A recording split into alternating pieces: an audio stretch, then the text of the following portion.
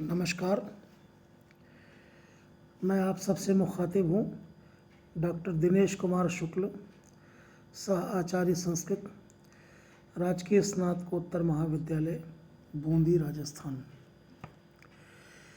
Hitopadesha BA प्रथम वर्ष हेतु मेरी इस व्याख्यान श्रृंखला में आज ये हमारा 14वां दिन है।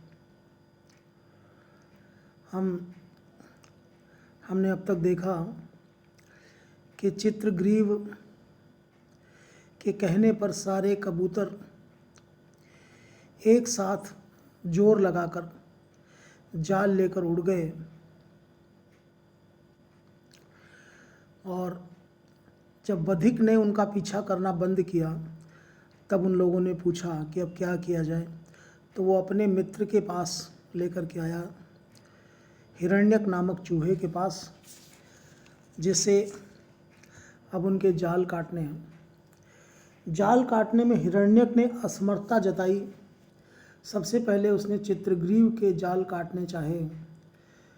चित्रग्रीव ने कहा कि मित्र, पहले मेरे आश्रितों को मुक्त करो। उसने कहा, मेरे दांत बहुत कमज़ोर हैं और मैं बूढ़ा हो चुका हूँ, मेरी शक्ति ज़्यादा देर काम नहीं करेगी, इसलिए मैं चाहता हूँ कि पहले तुमको मुक्त कर दूँ, फिर मेरी जितनी शक्ति बचेगी मैं इन सबको भी मुक्त करूँगा। लेकिन चित्रग्रीव एक सच्चे नेता की तरह, एक सच्चे नायक की तरह अपनी जिद पर आ जाता है और कहता है, अयम अपरश्च असाधारणो हेतु। ये एक और असाधारण हेतु है, साधारण ये घटना नहीं है, असाधारण घटना है। क्या? जाति द्रव्य बलानां च साम्यमेषां मया सह मत प्रभुत्वं फलं ब्रूहि कदा किम तद भविष्यति। ये जितने मेरे साथी हैं वो जाति में, द्रव्य में और बल में, इन तीनों में इनका मुझसे साम्य है, मेरे जैसे ही हैं, कोई अंतर नहीं। इनकी जाति कबूतर है, मेरे जैसे ही दिखते हैं और बल भी इनका लगभग मेरे समान ही है। अब मत प्रभुत्वम फलम ब्रूहि कदा किम तद भविष्यति। लेकिन इन पर मेरा प्रभुत्व है, ये मेरा शासन मानते हैं, मेरा आदेश मानते हैं, मेरे अधीन हैं। तो मेरे अधीन होने का क्या फल हुआ? मत प्रभुत्वम फलम ब्रूहि कदा किम तद भविष्यति। कब होगा और क्या फल होगा? मेरे प्रभुत्व का, यानी मेरे राजा होने का, मेरे नायक होने का क्या फल होगा और कब होगा? अर्थात मेरे राजा होने का, मेरे प्रभुत्व का यही फल होना चाहिए कि मैं पहले इनके बंधन कटवाने का इंतज़ाम करूं, बाद में मेरे। नेता को बड़ा पेन लेना पड़ता है, तकलीफ उठानी पड़ती है। अब आज के नेता बहुत सारे काम दिखावे के लिए करते हैं, दिखावे के लिए भी सही, लेकिन नेतृत्व गुण जो है बड़ा कठिन है। व्यक्ति को अपने से पहले औरों की चिंता करनी पड़ती है। जिसमें यह स्वाभाविक रूप से हो उसको तो राजनीति में जाना चाहिए, अन्यथा बहुत सारे धंधे बिजनेस हैं। दुर्भाग्य है देश का कि आज राजनीति सबसे बेहतर बिजनेस बन गई है। बहरहाल आज के नेताओं को इससे सीख लेनी चाहिए, मैं समझता हूँ। अन्यच्च, आगे भी वो कहता है, बिना वर्तनमेवैते न त्यजन्ति ममान्तिकम। ये सभी बिना वेतन के ही मेरे आंगन को नहीं छोड़ते हैं, मेरे घर को नहीं छोड़ते हैं। तन में प्राण व्यये नापि जीवय एतान मदाश्रितान। तब मेरा फर्ज क्या बनता है कि मैं प्राण का व्यय करके भी, यानी प्राणों को खर्च करके भी, प्राणों को नष्ट करके भी, एतान मदाश्रितान जीवई, इन मुझ पर आश्रित जनों का मुझे प्राण बचाना चाहिए, इनकी रक्षा करनी चाहिए, ये मेरा फर्ज है। आगे कहता है, मांस मूत्र पुरीशास्थिर निर्मिते ते अस्मिन् कलेवरे विनश्वरे विहायास्थाम यशः पालय मित्र में। कहता है कि नीति कहती है कि हे मित्र, मित्र में, हे मेरे मित्र, यशः पालय, यश का पालन करो। विहाय आस्थाम विनश्वरे आस्थाम विहाय, विनष्ट होने वाले इन पदार्थों पर आस्था छोड़कर। ये कौन से पदार्थ हैं विनष्ट होने वाले? मांस मूत्र पुरीशास्थि निर्मिते अस्मिन् कलेवरे। कलेवर, इस कलेवर यानी इस आकृति, इस संरचना में, जो किससे बना हुआ है? मांस मूत्र पुरीश यानी मल और अस्थि हड्डी। मांस मूत्र अस्थि और मल से बने हुए इस संरचना अर्थात इस शारीरिक कलेवर के प्रति जो विनश्वर है, जो विनाशशील है, जिसका विनाश अवश्यंभावी है, ऐसे इस कलेवर के प्रति आस्थाम विहाय, आस्था को छोड़कर यशः पालय मित्र में, हे मित्र, यश का पालन करो। क्षमा चाहता हूँ।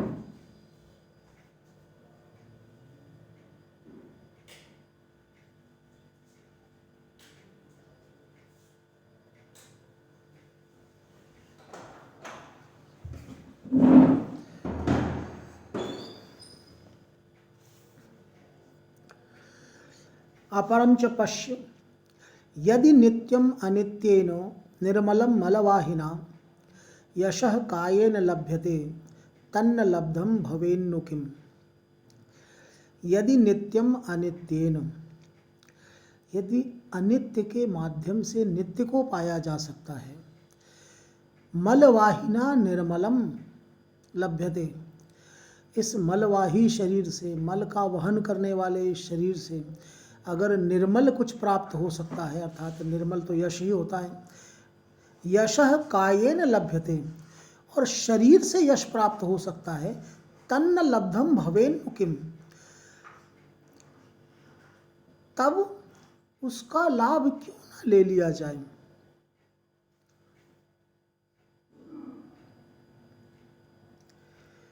अर्थात यह शरीर तो अनित्य है, मलवाही है, और इस मलवाही शरीर से, इस अनित्य शरीर से नित्य और निर्मल यश रूपी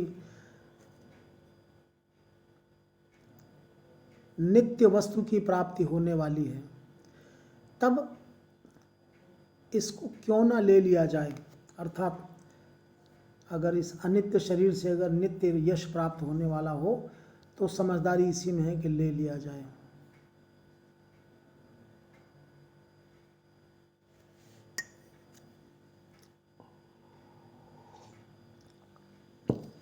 शरीरस्य गुणानां च दूरम अत्यंतम अंतरम। शरीर और गुण ये दोनों अदूरम अत्यंतरम, दोनों अत्यंत दूर हैं और इनमें अंतर है। शरीर और गुण में बहुत भेद है, बहुत अंतर है। शरीरम क्षण विध्वंसी, शरीर एक क्षण में नष्ट हो जाने वाला है, और कल्पांत स्थायिनो गुणा, और गुण जो हैं कल्प के अंत तक रहने वाले हैं। कहते हैं, किसी ने कहा है कि सामान 100 बरस का है, कल की खबर नहीं। तो शरीर तो ऐसा है,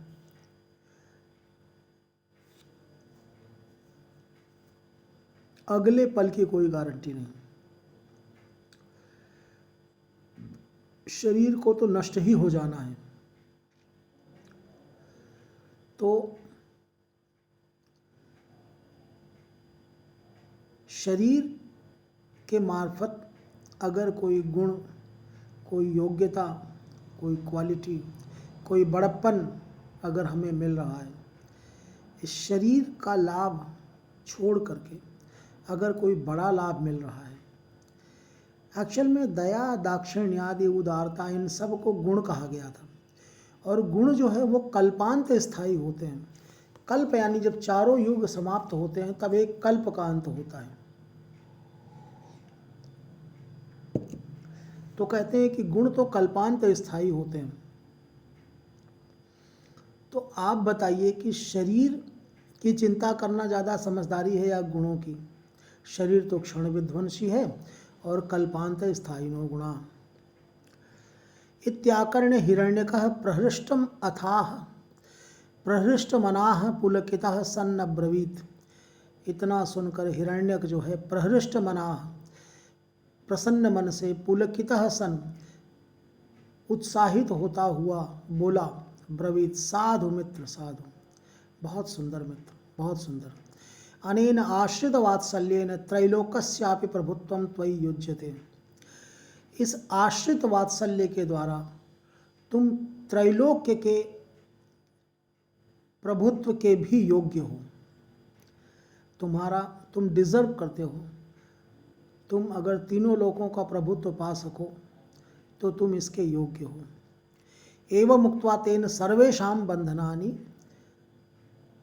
छिन्नानि। ऐसा कहते हुए उसने सभी के बंधनों को काट दिया। ततो हिरण्यका सर्वान् सादरम संपूज्य आह। तब हिरण्यक ने सभी के सम्मान सहित पूजा की, अर्थात आदर सत्कार किया। मित्र के साथ जो जो आते हैं उनका भी आदर सत्कार बनता है। आगे कहता है, सखे चित्रग्रीव सर्वथा अत्र जाल बंधन विधौ दोषम आशंक्य आत्मनवज्ञा न कर्तव्या।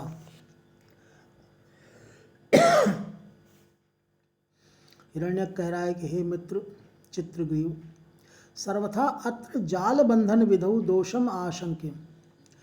इस जाल बंधन की विधि के प्रति दोष की आशंका करके आत्मन अवज्ञा न कर्तव्या। आप सबको अपनी अवज्ञा नहीं करनी चाहिए, अपने प्रति आपको तिरस्कार की भावना नहीं रखनी चाहिए। यतः क्योंकि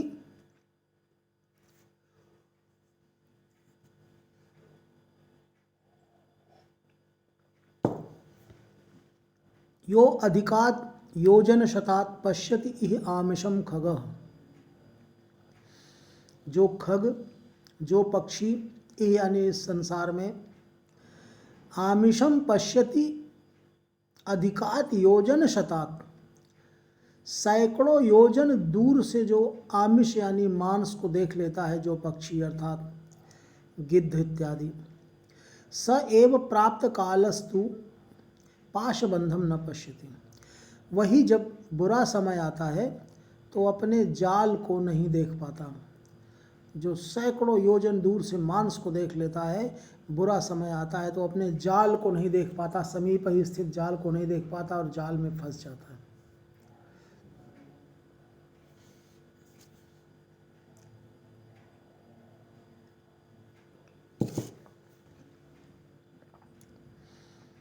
इसके बाद लाइन याद आती है कालिदास की, जो रघुवंश में लिखा है उन्होंने, प्रत्याहृतास्त्रो गिरिश प्रभावात् आत्मन्यवज्ञाम शिथिली चकार। ओ, तो मैं प्रत्याहतास्त्र हुआ हूँ भगवान गिरीश यानी भगवान शंकर के प्रभाव से।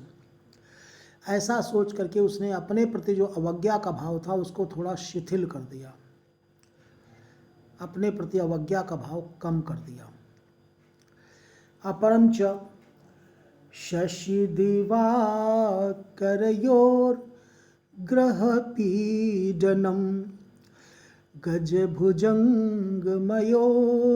बंधनम मतिमतां च विलोक्य दरिद्रतां विधिरहो बलवानिति मे मनः। वो हिरण्यक नामक मूषक एक बार और कहता है कि शशि दिवाकरयोर ग्रह पीडनम। अरे कोई सामान्य व्यक्ति ग्रहों से पीड़ित हो तो समझ में आता है, लेकिन शशि और दिवाकर, चंद्रमा और सूर्य भी ग्रह से पीड़ित होते हैं। कौन से ग्रह से पीड़ित होते हैं भाई? राहु और केतु से। कैसे? वो उनको ग्रहण कर लेते हैं, उनको खा जाते हैं, उन पर ग्रहण लगता है। तो शशि और दिवाकर ग्रहण से पीड़ित हैं या ग्रह से पीड़ित हैं, दोनों बात है। गज भुजंग मयूर अपि बंधनम। हाथी और सांप का भी बंधन होता है। हाथी को भी लोग बांध लेते हैं, सांप को भी लोग बांध लेते हैं, अपने वश में कर लेते हैं, पिंजरे में कैद कर लेते हैं। बंधन से तात्पर्य जेल में डालना होता है, कारागार में डालना, बांध के रखना। हाथ पैर बांधना ही बांधना नहीं होता, कमरे में बंद करके रखना भी बांध के रखना होता है। अगर कोई कहे कि सांप के हाथ पैर तो बांधते नहीं हैं, तो उसको कमरे में बंद कर दीजिए और देखिए वो बंधन समझता है कि नहीं, जो कमरे से निकल कर भाग ना सके। मतिमताम च विलोक के दरिद्रताम। और मति वालों की, बुद्धि वालों की दरिद्रता को देखकर, अर्थात बुद्धिमानों की गरीबी को देख करके मेरे मन में यही आता है, अहो विधि बलवान है। अहो, विधाता बलवान है, यानी विधि का विधान सर्वाधिक बलवान है। विधि के विधान के आगे किसी का वश नहीं चलता। ये विधि का विधान ही है कि हाथी और सर्प भी बंधन में पड़ते हैं, शशि, चंद्रमा और सूर्य भी ग्रहों से पीड़ित होते हैं, और बुद्धिमान आदमी गरीब होता है।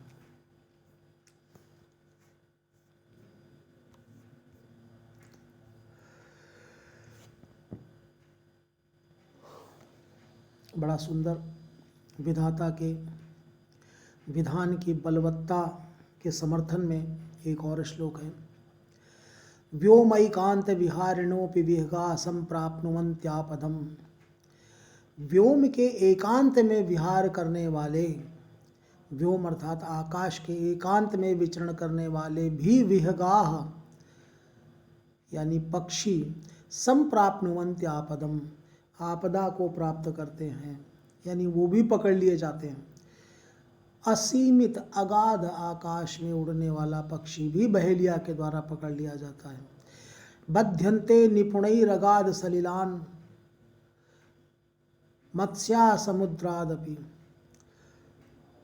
अगाध सलिल में रहने वाले जो मत्स्य हैं, मछलियां हैं, वो समुद्र से भी बध्यन्ते निपुणई, होशियार नाविकों के द्वारा, चतुर सुजान नाविकों के द्वारा बांध ली जाती हैं, पकड़ ली जाती हैं।